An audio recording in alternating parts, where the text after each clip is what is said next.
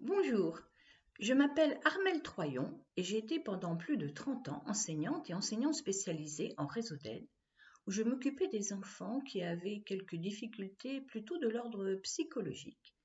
Je suis aussi également conseillère en développement personnel et aujourd'hui je voudrais vous parler des colères de votre enfant.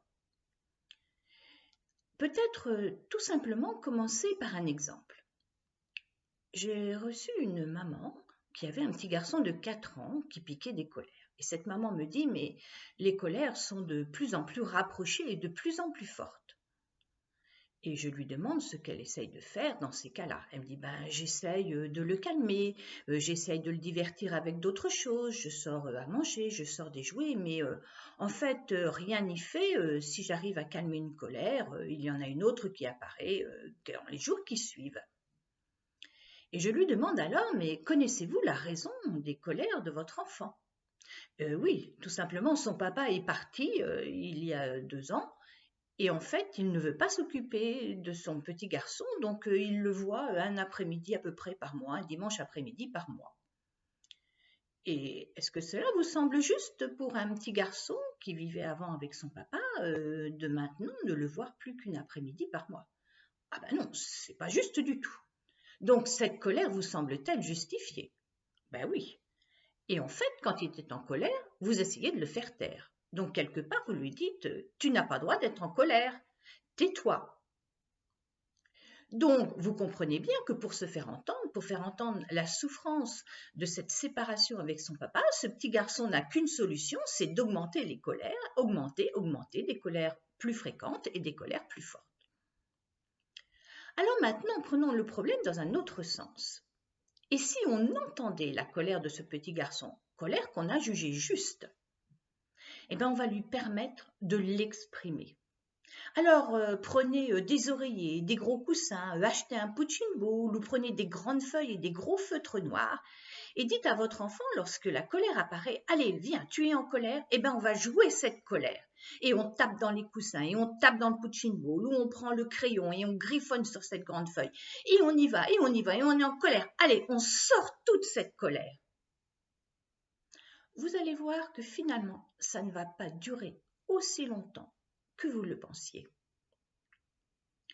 Et lorsque j'ai revu cette maman 3 semaines après, je lui ai dit, et alors, ces colères? J'ai fait, comme vous m'aviez dit, je l'ai laissé s'exprimer. En même temps, je lui ai dit qu'il avait le droit d'être en colère, que ce n'est pas juste pour un petit garçon de voir son papa simplement une demi-journée par mois.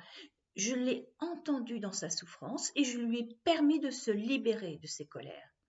Et maintenant, il n'y a plus de colère. Et si la colère revient, on recommence.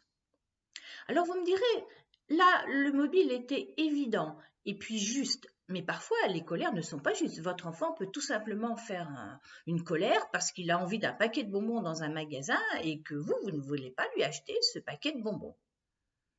Bien sûr, l'enfant, lui, il n'a pas encore développé suffisamment sa part adulte, sa part raisonnable. Donc, ça va être à vous de lui expliquer. Mais il faut d'abord gérer cette colère que parfois, l'enfant va piquer dans un magasin. Dans ces cas-là, tu es en colère, allez viens, on sort. Tu vas aller crier dehors et après tu vas me dire pourquoi. Donc vous laissez l'enfant crier, trépigner dehors, vous l'autorisez. Vous n'essayez pas de l'arrêter parce que plus vous allez essayer de l'arrêter, plus il va continuer. Vous l'autorisez. Et une fois qu'il s'est un petit peu calmé, vous lui dites alors pourquoi cette colère? Tu voulais un paquet de bonbons? Mais tu sais, ce n'est pas forcément bon pour ta santé. Et puis on ne peut pas tout acheter. Alors, peut-être qu'une prochaine fois, on achètera le paquet de bonbons, mais pas lorsque tu feras une colère. Il faut bien lui expliquer que ce n'est pas parce qu'il fait une colère que vous allez lui céder. Le paquet de bonbons peut être le déclencheur. Souvent, si l'enfant a beaucoup de colère en lui, il y a d'autres choses derrière. Vous savez, un enfant, par exemple, qui n'est pas bien dans une classe à l'école, soit parce qu'il y a d'autres enfants qui le harcèlent, qui l'embêtent, soit parce qu'il n'a pas trop d'atomes crochus avec son enseignante, et puis cet enfant, il va pleurer ou il va crier tous les matins avant d'aller à l'école, et vous allez essayer de le raisonner, vous allez quand même l'emmener à l'école, ce qui est logique, puisque l'école est obligatoire. Mais vous n'entendez pas sa souffrance. puisque vous essayez de le faire taire. Alors prenez un moment où vous êtes disponible.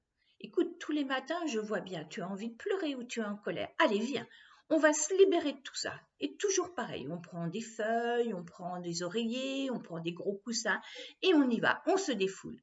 Et après, tu peux me dire ce qui est difficile pour toi d'aller à l'école? Et là, l'enfant va se sentir entendu. Alors vous pouvez lui dire, bah, écoute, on va essayer de trouver une solution. Peut-être que tous les soirs en rentrant, on peut prendre 5 minutes pour que tu me parles de ce qui a été difficile. Ou peut-être qu'on va aller discuter avec l'enseignante. Mais l'enfant va savoir que dans les jours, dans les semaines qui viennent, vous allez l'entendre et faire quelque chose pour lui. Et vous allez voir que parfois, il suffit tout simplement de l'avoir écouté, de l'avoir entendu pour que ça se calme. On peut aussi lui demander de dessiner ce qui est difficile pour lui. Et après, une fois qu'on a déchargé cette colère, qu'est-ce qu'on fait? Eh bien, on va essayer un retour au calme. Donc déjà, on peut proposer à l'enfant de boire. L'eau va éliminer un petit peu toutes les toxines qu'il aura emmagasinées dans son corps. Et puis, si on avait 5 minutes, 10 minutes à lui accorder, alors ça peut être tout simplement faire une activité ensemble, dessiner ensemble, faire un petit jeu ensemble, ou le prendre sur ses genoux, le câliner, l'écouter. Mais vous voyez, 5 minutes d'attention, vraiment rien que pour lui. Car en fait, dans notre monde, c'est souvent ça. On est tellement occupé qu'on n'a plus cette relation juste, cette relation à 100% avec l'autre. On est toujours en train de surveiller la cuisine, de regarder le portable, d'avoir la télé en bruit de fond. Moi, je vous invite à prendre de temps en temps 5 minutes. 5 minutes avec votre enfant, mais 5 minutes où vous êtes là à 100% pour lui. Alors, on n'est pas obligé d'être face à face, de discuter, non. Ça peut être 5 minutes où on partage quelque chose, 5 minutes d'une balade, ou 5 minutes on sort dans le jardin. Tiens, on va s'amuser à écouter tous les bruits qu'on entend. Ou 5 minutes à écouter une chanson, ou 5 minutes à faire un petit jeu. Moi, personnellement, je vous invite à découvrir les mandalas, parce que les mandalas, ce sont des outils de dessin dans lesquels il y a une structure. Et dans le mandala, on va être à la fois dans le dessin, dans le plaisir, dans les couleurs, mais on va aussi être dans cette structure, cette organisation. Et en coloriant un mandala, alors si vous le faites avec votre enfant, ça va être encore plus fort. Nous allons faire des reliances entre les deux hémisphères cérébraux. Donc à la fois dans l'hémisphère droit, qui est l'hémisphère émotionnel, l'hémisphère un petit peu rêveur, un petit peu hors du temps, et puis l'hémisphère gauche, qui est l'hémisphère rationnel, beaucoup plus structuré, qui est beaucoup utilisé à l'école ou dans la vie courante.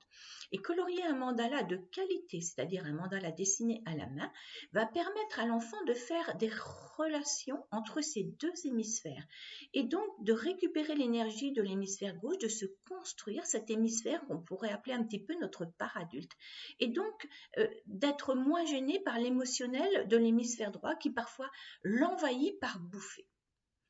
Vous devez aussi, en tant que parent, de l'accompagner dans cet émotionnel. Tout pendant qu'il est très jeune, il va avoir du mal à le gérer tout seul.